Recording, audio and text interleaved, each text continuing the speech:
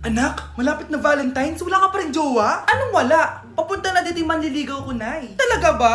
Siguraduhin mong pogi at mayaman yan, ha? A few moments later.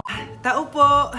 Hello. Ito, para sa'yo. Konti lang to. Sana ma-appreciate mo. Wow, thank you. Anak, yan na ba yung manliligaw mo? Bakit parang di naman mo kamayaman? Nay, ano ba? Hello. Para sa'yo. Bagong iPhone, bagong iPad, car, at house and lot. May gusto ka pa ba?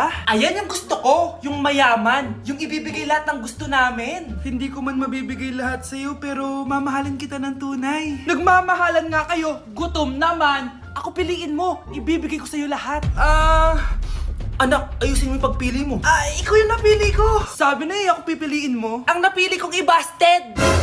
Ikaw yung gusto kong makasama. Na-appreciate ko lahat ng binigay mo sa akin.